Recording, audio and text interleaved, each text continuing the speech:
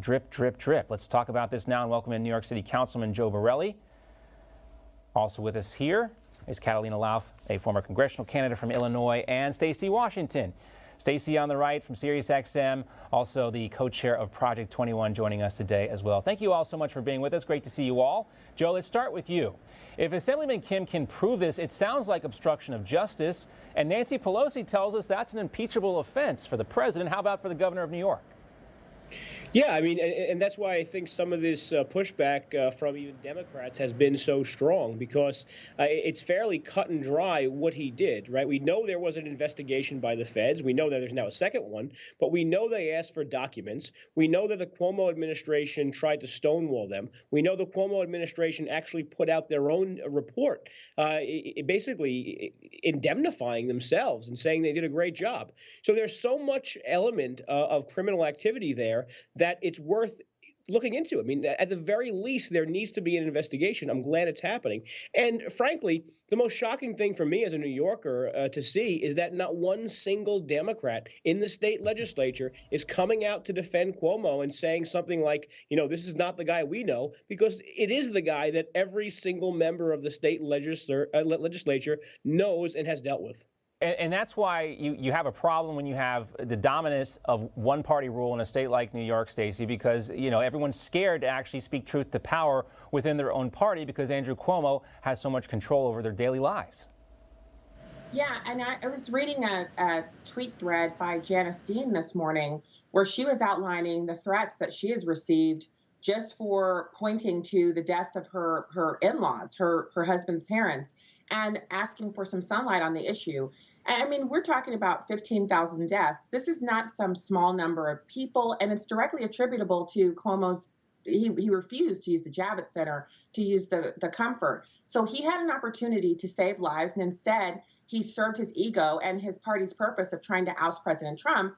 And now you see the result. And his party is turning on him because they're ready to pass the baton onto New York's AG, who is gunning for nationwide political office. And that's a great springboard for her. So there's a lot at play here. But the most important thing is that there's some accountability for the people who died. And I want to see that regardless of who is prosecuted, every American, regardless of party, should want to see someone brought to justice for what happened.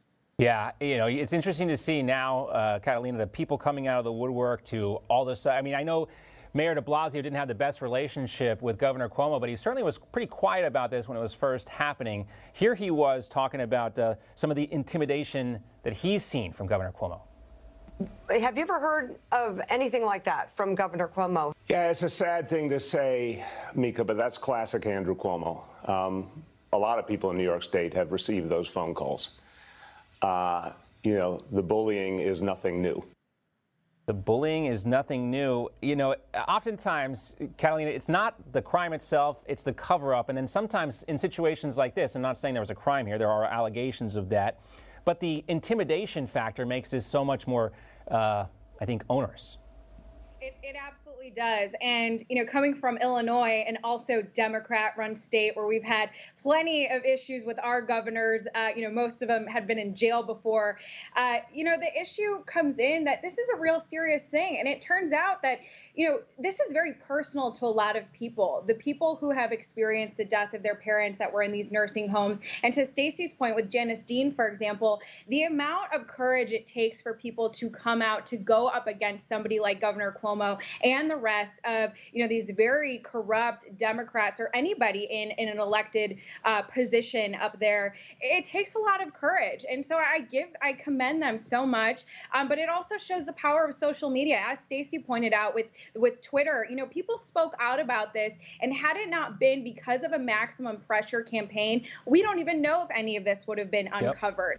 Yep. So because of that, we're finally finding a uniting point. This is completely unethical, and it's a really great way for Republicans and Democrats to come together. This is not even a political situation anymore. This is a humanity problem. Right. It's amazing how Andrew Cuomo somehow has the ability to bring Republicans and Democrats together, which is a very difficult thing to do nowadays. So kudos to him. The other thing, too, we want to talk about is maybe Andrew Cuomo could take a lesson from Dolly Parton.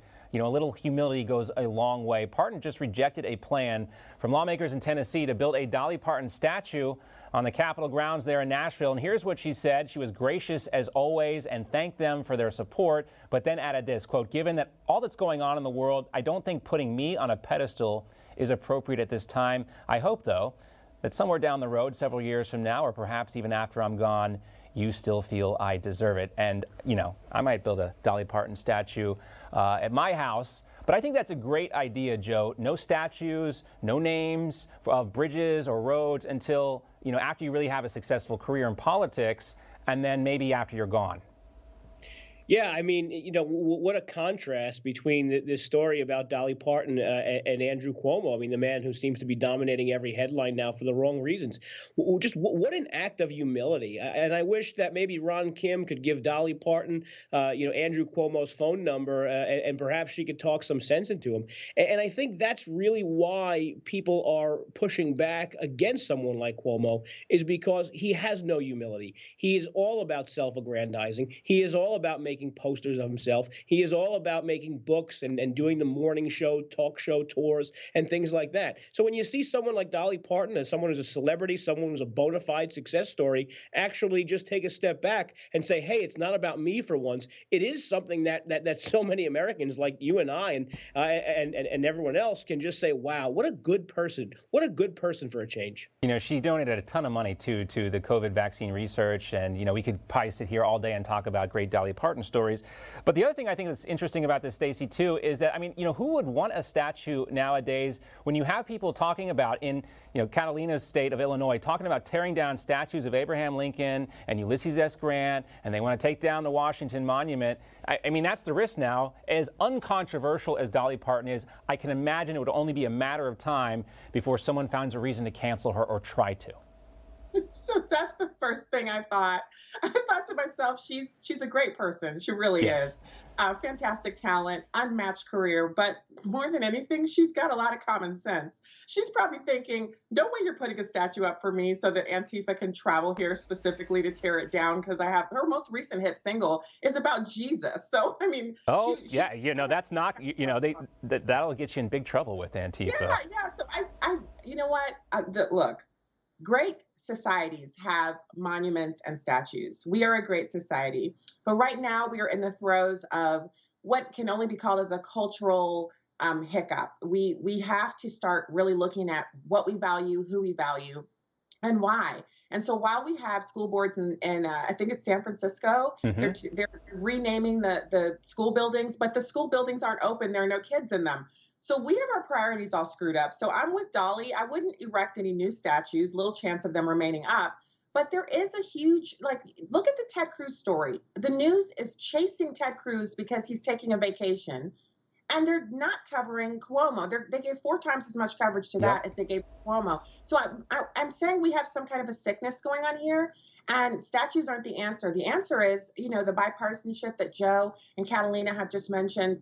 The opportunity for us to just say, you know what, when we're talking about dead grandparents, I'm not a Republican, I'm an American, and I had grandparents, and my parents are grandparents, and so let's take care of that problem, not partisanship, just let's take care of the person who facilitated the deaths of 15,000 grannies and grandpas. We could do that together without ever saying Republican or Democrat. Yeah, that's true. Joe's got to run, but Catalina and Stacy are coming back. We are going to talk about Ted Cruz. I'm not going to let him off the hook, but we did talk about Andrew Cuomo first.